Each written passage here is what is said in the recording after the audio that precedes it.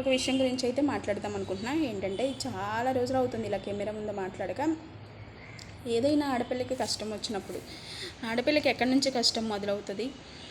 మూడు ముళ్ళు పడిన తర్వాతే కదా కష్టాలు మొదలయ్యేది. తల్లి దగ్గర ఉన్నంత సేపు ఏ కష్టం ఉంటుంది? ఏమీ ఉండదు. వాళ్ళు పెట్టారా, మనం తిన్నామా, అంతే. తర్వాత అసలైనది జీవితం అనేది తర్వాత ఉంటుంది కదా.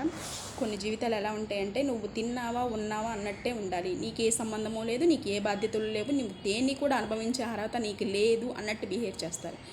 అలాంటప్పుడు ఆ ఆడపిల్ల ఏం చేస్తుంది? నిజాయితీ గల ఆడపిల్ల అయితే గడప దాటుకోకుండా ఇంట్లోనే ఉండి ఎన్ని బాధలైనా భరిస్తూ భగవంతుడికి రెండు చేతులు జోడించి ఇలాగే ఏడుకుంటుంది. నువ్వు నాకు భగవంతుడు ఎన్ని కష్టాలు పెట్టినా సరే నాకు ఆ కష్టాన్ని ఎదుర్కొనే శక్తి నువ్వు, అంతే తప్ప నువ్వు చెడు మార్గంలో నాకు నడవటానికి ఆలోచనలు ఇవ్వు, లేకపోతే దొంగతనం చేయడానికి ఇవ్వు, లేకపోతే ఇంకొకళ్ళ కాపరాల్లో చిచ్చు పెట్టడానికి ఇవ్వు, అలాంటివి కోరుకోదు నిజాయితీగా బతికే ఆడపిల్ల. ఏ ఆడపిల్ల అయినా సరే నాకు ఎన్ని కష్టాలు వచ్చినా సరే నాకు కష్టాన్ని తట్టుకునే శక్తి నువ్వు భగవంతుడా అని ఏడుకుంటారు. ఇంకా భగవంతుని అంతకు మించి ఏడుకుంటానికి ఇంకేమీ ఉండదు ఆడపిల్లకి. నాకు వజ్రాలు ఇవ్వు, వైడేరియాలు ఇవ్వు, డబ్బునివ్వు, అది ఇవ్వు అని ఏం కోరుకోదు అలాంటి ఆడపిల్ల. ఇలాంటి కష్టాలు వచ్చినప్పుడు కోరుకునేది ఒకటే భగవంతుని. అలాంటి భగవంతుని పూజ చేస్తున్నా కానీ ఏదో చేస్తుంది, ఎవరికోసమో చేస్తుంది, ఏదో చేస్తుంది అని అనుకుంటారు. మన కష్టాలు చెప్పుకోవటానికి కూడా దేవుడికి చెప్పుకునే స్వాతంత్రం కూడా ఉండదు ఆడపిల్లకి. కొంతమంది ఆడపిల్లల జీవితాలు అలా ఉంటాయి. అసలు నీకు ఇక్కడ ఏమీ లేదు హక్కు. మరి వాళ్ళకి ఎలా ఉంటుంది హక్కు? వాళ్ళు కూడా ఒక ఇంటి నుంచి వచ్చిన వాళ్ళే కదా ఎవరైనా సరే. ఇలా జీవితం అనేది కొంతమంది జీవితం ఇలా ఉంటుంది. ఏం పర్వాలేదు, భగవంతుడు అనేవాడు అన్నీ పైనుంచి చూస్తూ ఉంటాడు. మన జీవితం ముందు ముందు ఎప్పుడు ఒకేలాగా ఉంటుంది కదా.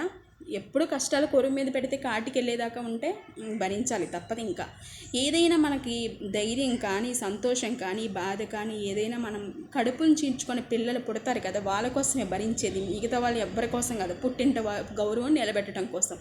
ఈ పిల్లలు ఉన్నారు కదా, మనకు సంతోషం వచ్చి ఈ పిల్లల సంతోషం కోసం మనం ఏదైనా చెయ్యాలి. కష్టాన్నైనా దేన్నైనా కానీ కోపం వచ్చి పిల్లల్ని తిట్టిన తర్వాత నా పిల్లలు ఉన్నారే, నా పిల్లల కోసం మనం బతకాలి, ఇలాగా నిలబడాలి, ఏది కష్టాన్నైనా సరే ఎన్ని మాటలైనా కానీ పడాలి అనేసి ఒక ఆడది నిలబడుతుంది, నిజాయితీ గల ఆడది. అలా ఉంటే ఆడపిల్లల జీవితాలు అనేది పెళ్ళిళ్ళు అయిన తర్వాత. పెళ్ళిళ్ళు కాకముందు జీవితం అంటే ఏముంటుంది? తల్లిదండ్రులు ఏం పెడుతున్నారు, ఏముంటున్నారు, ఏంటి, అంతే. అప్పటి వరకు మనకి జీవితం ఏమన్నా అర్థమవుతుందా?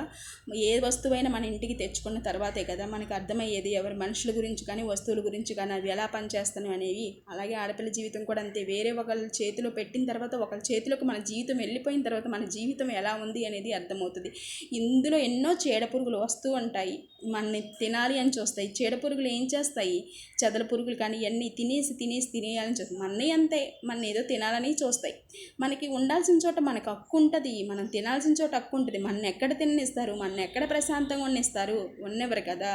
అందుకే భగవంతుని వేడుకునేది ఒకటే, మా కష్టాలు వచ్చినా ఆ కష్టాలను ఎదుర్కొనే శక్తి ఇవ్వు భగవంతుడా. ఇన్ని కష్టాలు ఇవ్వద్దని ఏడుకోవట్లేదు, ఆ కష్టాన్ని ఎదుర్కొనే శక్తి ఇవ్వు భగవంతుడా అని ఏడుకుంటాం. ఇంక అంతే. పూజలు చేస్తున్నా మనం పూజలు చేసినంత మాత్రాన మనకి బంగారాలు ఇవన్నీ వచ్చి ఏమీ తోలపడవు. మన తలరాతలు రాసి పెట్టుంటే ఏది అనుభవించాలంటే భోగాలు అవే అనుభవిస్తాము. అలా ఉంటుందండి. Thank you.